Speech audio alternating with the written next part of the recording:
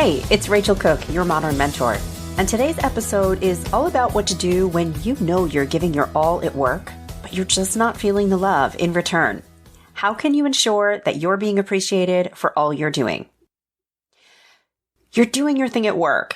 You're hitting your goals, you're making magic, you're keeping the train on the tracks, and nothing.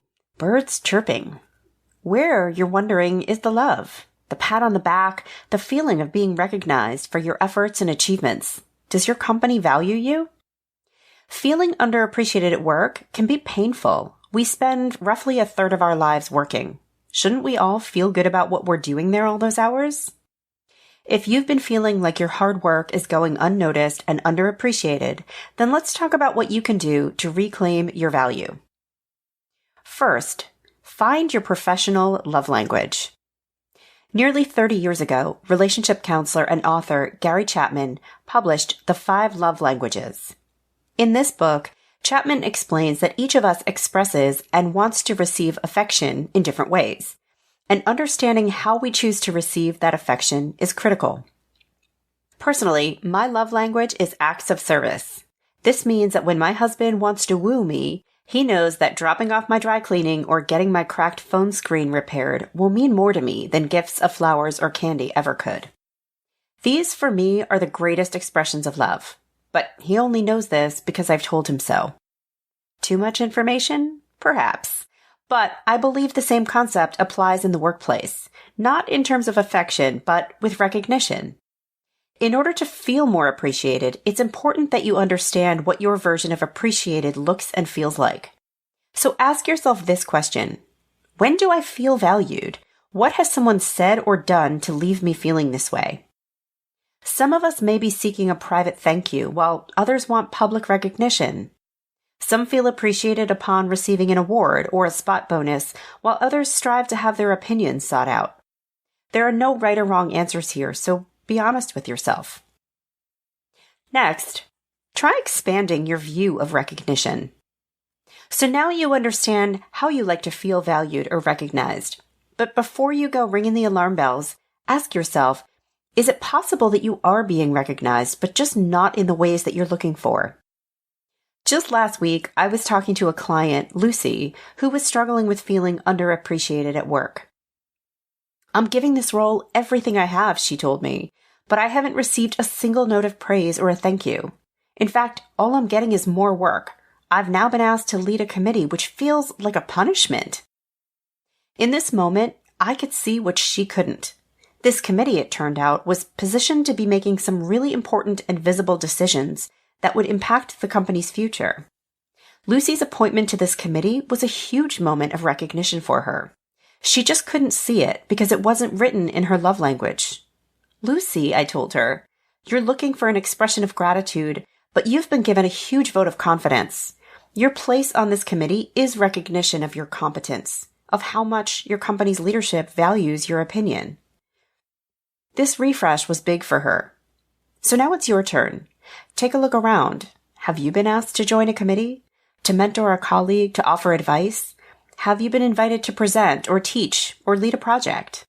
Challenge yourself to look for recognition in ways you hadn't considered. It may be hiding in plain sight. Next, talk to your boss. If you've taken stock of the possibilities around you and you're still not feeling the love, then it may be time to talk to your boss or someone influential to you. Sit down with them and be honest about your concern. How is your feeling underappreciated impacting your performance at work? The goal is not to go in entitled or demanding, but rather curious about how you're doing. It's a great opportunity to self-promote without feeling icky. To highlight some of the achievements you're most proud of. Your boss may just be taking your hard work for granted, so let them know that you'd like to be recognized and how they can do this most impactfully for you. Some things you might say could include, hey, I was proud of that marketing campaign I launched that achieved X result, and I hoped it might earn me a chance to run an even bigger campaign. I was wondering if leaders weren't as impressed with that campaign's performance as I thought. Do you have any feedback for me? Or try, I've been enjoying the role I've played in onboarding our recent hires. I'd love to be asked to take on a formal leadership role. Do you think that's in the works for me? The key elements in these examples are, first, you're highlighting achievements without bragging. Second, you're letting your boss know what brand of recognition you're seeking. And third, you're inviting feedback without being entitled. Let this be your winning formula. Next, start recognizing others. One of the best ways to bump up the recognition you receive is by role modeling the practice. You may not be in a position to hand out Cadillacs like Oprah, but surely you can express gratitude to highlight a colleague's hard work or bold idea. Or you might proactively seek someone's expertise in order to let them showcase their hard-earned knowledge. There are so many ways to show someone you value them.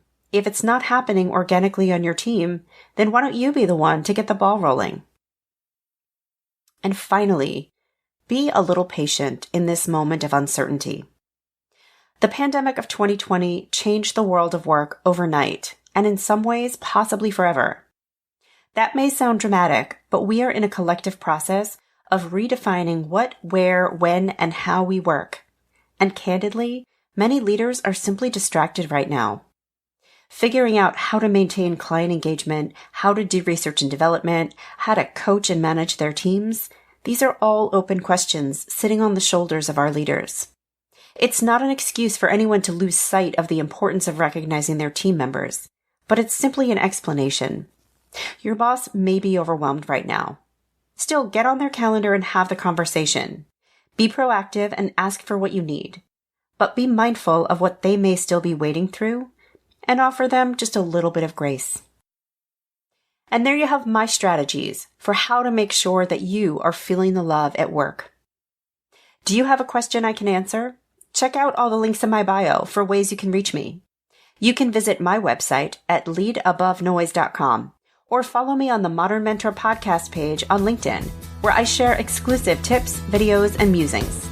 Join me next week for another great episode. Until then, thanks so much for listening and have a successful week.